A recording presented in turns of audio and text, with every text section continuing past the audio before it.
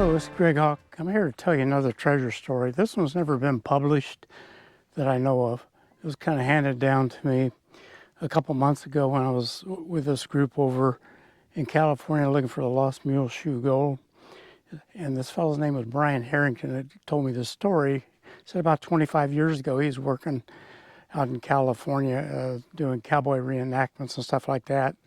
And he was having lunch with this lady. She was an aspiring actress, I guess. And he was talking about treasures, and she said, well, my great-great-grandfather, Sheriff Thomas Rogers, chased after a treasure for years. He couldn't find it. And the story goes that her great-great-grandfather was hired to track down criminals, and he knew very little about tracking back then. You know, it was the 1880s. He was out in the desert, in the bush. So he contacted a friend of his who was an Apache Indian over in San Carlos, and they camped out for a couple of weeks together, and he learned about everything he could about tracking.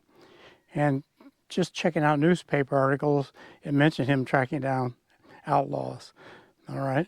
Anyway, as time went on, there was a stagecoach coming down from Vulture Mine up there. They had 3 100-pound bars of gold on board. Well, about 8 or 9 miles north of Buckeye, it was stopped and robbed by this fellow named Culebra, something like that. It was kind of Spanish for snake.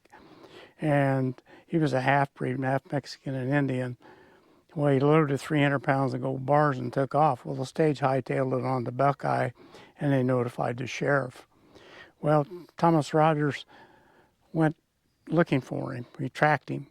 And as he was tracking him out across the plains there towards the Harwquahala Mountains, he came across a wagon. And this guy was sitting on a wagon, right up against it, and he was drunk, pretty well drunk. And the sheriff asked him what happened. He said, well, this guy come along and took my 2 horses and left his old horse here, and off he went. And the sheriff said, well, you're going to be okay? Oh, yeah, he says. Anyway, the sheriff said, well, I'm going to take that horse. It's about ready to die. And he said, I'm going to take it over to a ranch close by and give it to them, see if they can't nurse it back to health. And he did. He took it to a ranch. There's a young boy there, and he says, listen, take care of this horse, see if you can nurse it back to health. And if I don't come back in 30 days, it's yours. So the sheriff went on. He went back by the wagon. The guy said, oh, I'll be all right. The sheriff went on. He thought, well, that guy would probably die out here in the desert. Anyway, he went and he tracked him up into the mountains, and just as he got to this canyon, he decided he wasn't going in there because if he did, there could be other Indians in there, and it wasn't a good place. He could be in ambush, and he wouldn't come out alive. So he turned around, went back to town. Well, 3 or 4 weeks later, Culebra came out, went towards Wickenburg, and the sheriff was notified and went and arrested him. They had a trial, and the sheriff ended up taking him to San Quentin, and he kind of took a liking to the guy and told him, I hate to do this, but, you know, it's the law and that's my job.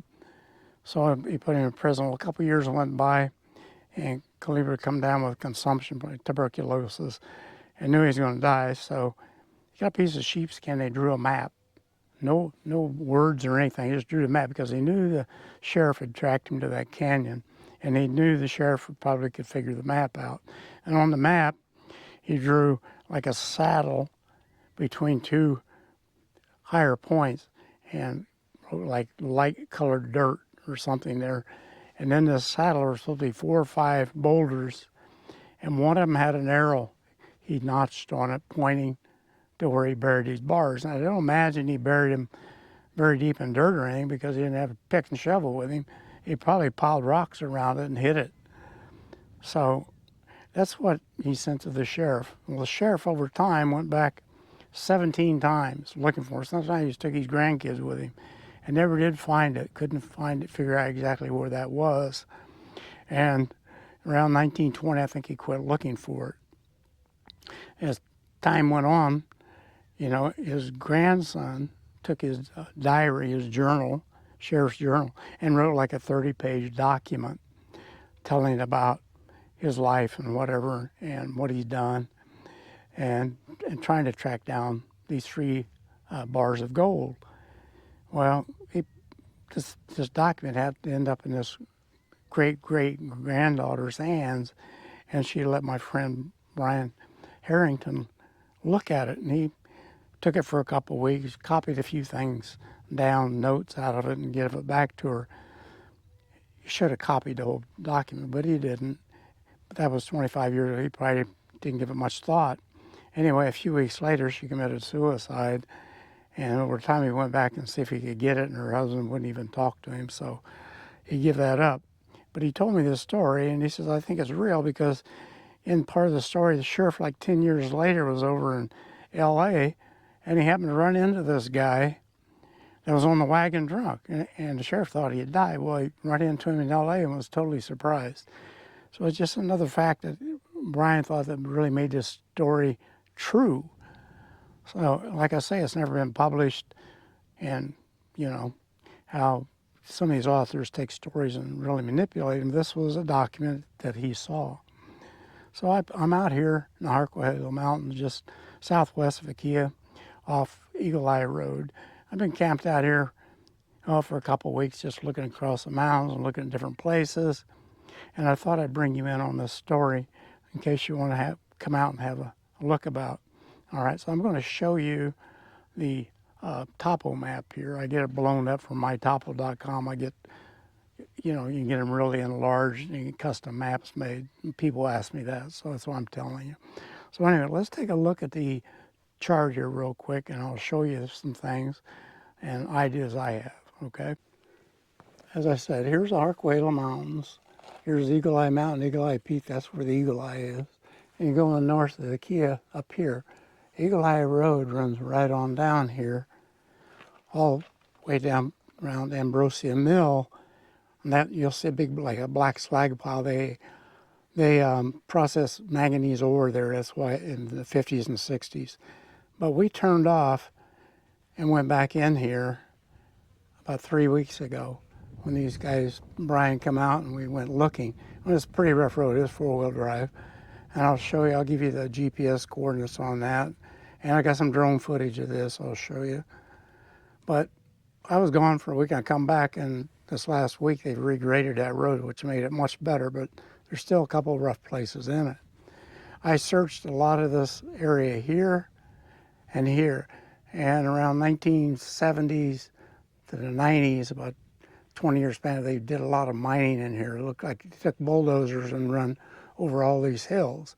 And part of the story was, like I say, this thing was buried in a low area between two peaks, let's say, and that low area was a real light-colored material, and they call that low area a saddle.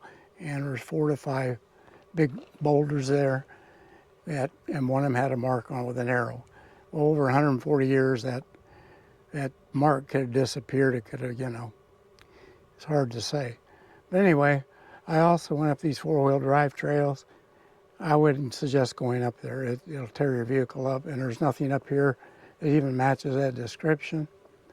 So I went back. I went all the way up here, and I saw another little area with a spring. So I went back in here. Well, first I went this road, and it is rough.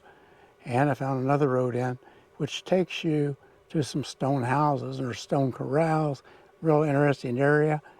And I'll give you a GPS coordinate on that and some pictures, all right? So I've kind of searched this area. I looked, and I camped out around here, and I've went these roads, looked over all this area. Nothing really matches the description.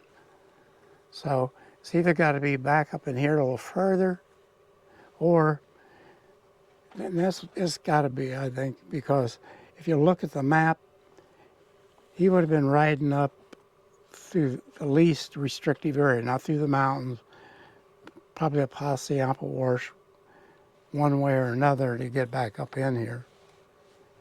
So that's my idea.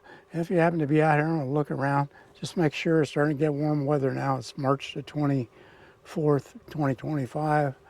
And she's starting to warm up out here. So if you're hiking up here, make sure you got plenty of water. I haven't seen any, but watch out for rattlesnakes, of course. All right, so that's the story. Let me go ahead and show you some pictures and drone footage, and we'll talk in a little bit. These are some newspaper articles, clippings we took out to show you that Deputy Sheriff Rogers was a real guy, and it tells a little bit about what he's done while he was deputy sheriff. Pretty interesting fella, and I guess he had quite a bit of respect in the territory. So I thought that'd be interesting for you to see. This is a rock house in a canyon just a little bit east of Browns Canyon, and there's the GPS coordinates to it. You can take the road back there, and there's quite a few old rock structures. It used to be a cattle ranch, I'd reckon probably around the 1900s. It's got rock corrals, water tanks. It's got a spring up there. That's why it was interesting in looking at it. Looking back at the topo map for a minute, there was another road to the west side of that main road going to the canyon, so I went back and took this road as far as I could, come to the wilderness sign, had to stop, and I hiked another half mile back, but it kind of goes back to the same mouth of the canyon. Okay, this is the mouth of Browns Canyon. You can see the wilderness sign there, and that's as far as you can drive, and there's the coordinates.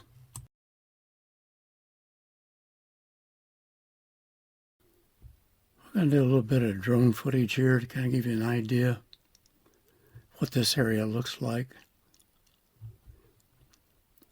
To the left of the canyon is what I call it, left of the rough mountains there to the left.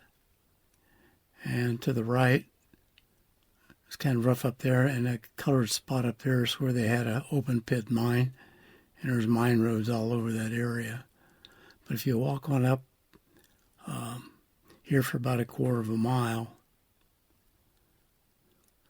we're going to see a concrete dam.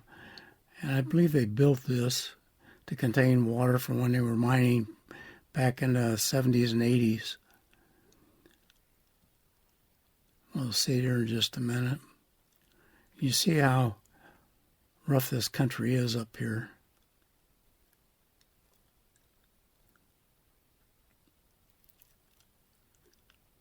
They're supposed to be able, for where the 3 100-pound bars of gold are, you're supposed to be able to look down and see the valley below. So it's got to be fairly high enough so you can see. Okay, there's the dam I was talking about. There's a road to it from the open pit. So that way they could drive their concrete trucks over here and put that concrete in there. But like I said, it's all filled up with sand and gravel now. It's basically useless. All right. They just regraded this road back in here about a week ago, so it makes it a lot easier to get back to the starting point. And there was also an airstrip they had for when they were mining up here, and they regraded that also. So it looks like to me they might be interested in doing some more mining back outside the wilderness area. That's what I'm thinking. Just kind of looks that way. But anyway, you can see it's all pretty rough. A lot of rocks, big rocks, a lot of ridges.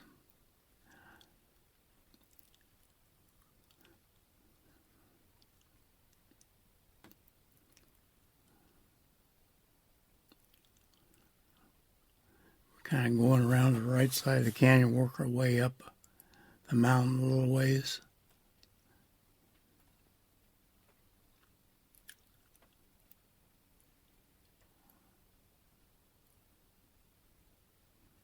In case you come out here, there's a lot of territory to cover here.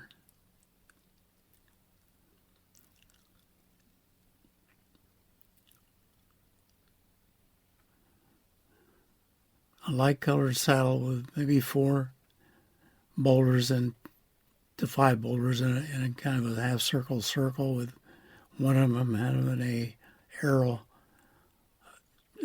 notched on it. Well, like I said, it was 140 years ago. So over time that could have spalled off. It'd be hard to find. Or else where it was, this mining company had roads all over this area. It's especially on the right side of the canyon as we come in.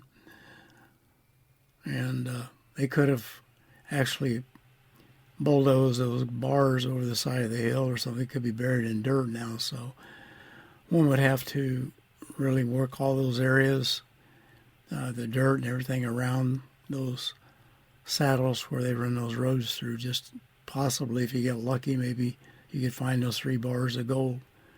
If you did, you'd be $10 million wealthier, that's for sure. Okay, still working our way up the mountain a little bit. Just want to show you some of the terrain.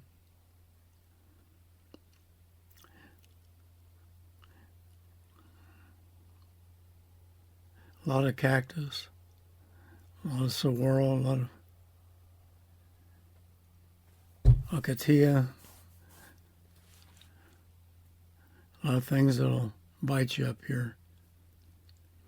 All right, we're upside the mountain, then we're going to head back to the mouth of the canyon. All right. That's a pretty good trip. So if you notice to the left there, they kind of a colored area there, kind of a copper color. That's where the open pit mine was. They've got a couple pits up here, and they've got roads cut all over the place. So I don't know exactly what they were mining for. It didn't look that heavy in copper. Maybe the price of gold at $3,000 an ounce. Maybe that's why they were up thinking about coming back up here. But anyway, there's a lot of area to cover if you're interested. And it's open country out there, so you can set up your camper and camp out for a while. So I hope you enjoyed this. Here I am, and come back into the mouth of the canyon. Thanks. Thanks for joining me. If you get a chance, go to our website, desertrunnerpress.com.